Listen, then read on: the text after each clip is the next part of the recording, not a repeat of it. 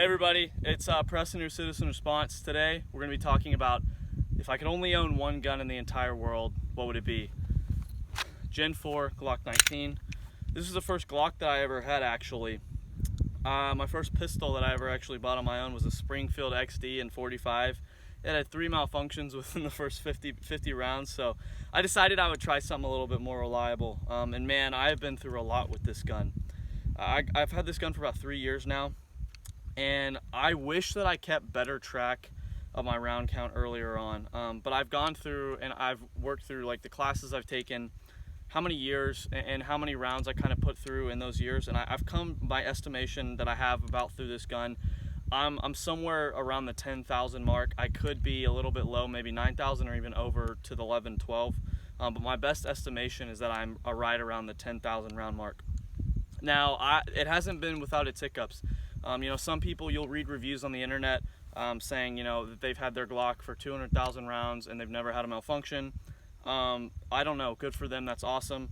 But I'm going to be completely honest and transparent with my review of this gun. Currently, this is my carry gun. If you've been watching the channel for any time at all, you know that I love the Glock 43X. The Glock 43X, I think, is probably the best carry gun on the market for most people. Because realistically, a lot of people are not going to want to carry a gun this size. And the Glock 43X, I have an entire review on it if you want to go check it out. But that's an amazing gun. But currently, this is my carry gun because I wanted something that I could shoot a little bit better with, a little bit more consistent. And I just feel really, really comfortable shooting this gun because I put so many rounds through it. And it fits my hand perfectly. That's one thing about the Gen 4 19 is you have these finger grooves right here. And for me, I remember the first time I picked up a Glock 19. And it felt like it was just meant to be in my hand. Some people hate the finger grooves because their hands are too big and they don't fit. But for me, I wear a size medium glove, so I have kind of small hands. It just fits like a glove. It feels so good. So I don't have any aftermarket internals in this gun. This gun is completely stock, other than I have Ameriglow fiber optic sights and I stippled the gun. Everything else is completely 100% stock. Now, I have had parts replacements from parts maintenance, and I'm going to give a piece of advice to save you some time, money, and energy, as well as save yourself some malfunctions. So one thing that I had been doing for a long time, for probably the first 7,000 rounds through this gun, I remember because I posted about it in a Facebook group that I'm in related to guns and training, but what I was doing wrong, I actually broke my extractor.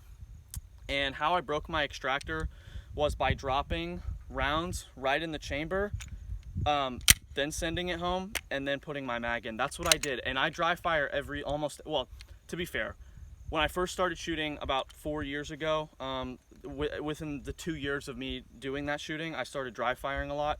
When I got my first pistol, I was still living in the dorm, so I couldn't dry fire there obviously, but once I was in my own house, I was able to start dry firing. And the point is, I dry fire every single day. At least when I've been shooting for the last 2 years, I've been dry firing about every single day. Recently, I haven't been as good about it, but that's a whole nother discussion for another time. But you think about the amount of wear that I had been putting on that extractor by dropping a round in, because you have the extractor right here, the extractor claw, and it comes over and you have your bullet and it has to push itself over the bullet to grab. I didn't know that that was a bad thing, and that's why you live and you learn, and hopefully I can save somebody out there some money and some headache. So don't do that. That actually was causing me issues. I had been trying to diagnose the issue. I was actually having malfunctions. I was having failures to extract. And at first I thought maybe the recoil spring is worn out. Glock recommends, I think you're supposed to change the recoil spring every 3,000 rounds. I was at about 7,000 and I didn't really want to change any parts. So the first thing I did was I changed the recoil spring. Factory standard Gen 4 19 recoil spring in here. That didn't fix the problem. Then I actually took a look at my extractor and I was like, holy crap, I chipped the extractor. That's why it's not working. So I actually put a new extractor in there. I did it all by myself and haven't had any issues since. It's been great. Caveat, I have had issues with the Magpul magazines. I have some really old Magpul PMags for Glock 19. They just don't work. I shoot a lot of steel case. They cannot feed steel case and they hate steel case. With OEM magazines, normal Glock magazines, this gun runs 100% reliably. So that's another piece, another tip, besides parts maintenance and making sure that you're up on your parts schedule to keep your gun running reliably. I just use stock Glock magazines. Pay the little extra money and they'll do you good. So other than that, it's just really hard. I don't know really what else to say. This is kind of an update of what my experience has been with this gun. You know, there's not really much to say. It's a Glock. They're extremely reliable. Nothing super pretty. The trigger press is okay. It's all right. It's not great. It's not like a Triarch 2011. You know, it's not like a CZ Cajun. It's a Glock trigger. But this is basically the point of this video. I wanted to give a little piece of advice of how to avoid some of the mistakes that I made. Because there are plenty of good videos out there on YouTube, but just in case somebody happens to run into this one, I want to make sure that I give them the best advice that I possibly can. Another thing, you don't have to stipple these guns. I actually stippled this month, so that means the first 3 years I had this gun, I was not running any stippling on it, and it worked just fine. But stippling makes your life a lot better. It feels really, really good in the hand. Hang on to a little bit easier, especially in adverse conditions. You know, you get any water, it starts raining, mud, God forbid blood. I hope not, really hope not. But yeah, so there's a little bit of stippling on there, not necessary, but I think it looks cool. The one point I will make about this gun, I'm trying to recount all of the instances in which I have had malfunctions. We covered the first one, which was the parts wear. We covered the second one, which was bad magazines. And the final one that I want to talk about actually is reloads. I don't know what it is. It's probably my buddy's crappy reloads. I only run factory ammo through this now. But I bought a box of 500 reloads from someone, and this thing choked. It could not run them whatsoever. To be fair, I didn't try them in any other gun, so they could have been out of spec. It could have been really bad, and you know, they may not have run in any gun, but they just every few rounds would choke up and would not run. So it was a great 500 round range day of clearing malfunctions. And that got me pretty good at clearing malfunctions. So those are my top 3 tips, basically, of how to avoid malfunctions while running this Glock. So I actually wore this specific shirt for a reason. One of the first videos I put out on YouTube was how to comfortably conceal the Glock 43X and why I thought the Glock 43X in the next belt was the best carry setup on the market. My opinion has not changed on that. Like I said earlier in the video, I still think it's probably the best carry gun. But I know people are going to ask and want to know how I'm carrying this and being able to conceal it.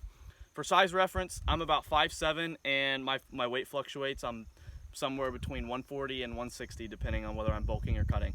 But right now I'm sitting at about 145 pounds, and this gun really doesn't print. You wear the right clothes, you have a good holster and a good belt, and you have good posture, and you'll be okay. I have a whole video about how to not print and how to comfortably conceal, but just real quick, just wanted to show I'm running this in an Almeida Custom Holsters, just appendix holster with a discrete carry concepts clip, just a single clip, and the next belt.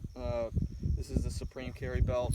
I have an entire video on why next belts are the best belts on the market. Absolutely love it, and this carry setup works for me. If you've seen my appendix carry video, you know I have the Dr. Scholl setup, and this just works for me. Like, you just got to find the system that works for you, regardless if you want to carry like this, you want to carry in a sidecar, whatever it is, I don't care. Just figure out a way that if you can carry this gun, by all means. Final point I want to make before I end the video. So I'm glad that I started off carrying with this. This is actually the first gun that I ever carried. And I started carrying on the hip, and that's just how I carried because I was terrified to carry appendix. But then I took a few classes, and I listened to some experienced shooters, some people that know a heck of a lot more than me. And I realized that appendix is the way. That's okay. No, I'm not hating on you. If you want to carry it to 3 or 4 o'clock, go for it. It's all personal preference. But I will say I'm glad that I started off carrying this gun because it made carrying something like the 43X a breeze. Like, especially now when I go back to carrying the 43X, I still carry it, you know, multiple times a week, often. It's like it's not even there. You know, you get used to carrying something like this or even bigger, and with the right setup, it's not uncomfortable, and you can rock it. You know, driving 12 hours to Colorado appendix the whole way, you ain't got to take it off if you do it right. I'm just glad that I started off carrying something like this so that it just gives you options. You know, if you want to carry something a little bit bigger, you can scale up, and if you want to carry something smaller, it's like you're not even carrying. So that's the final point I wanted to make. If you made it to the very end of the video, you know, I appreciate it.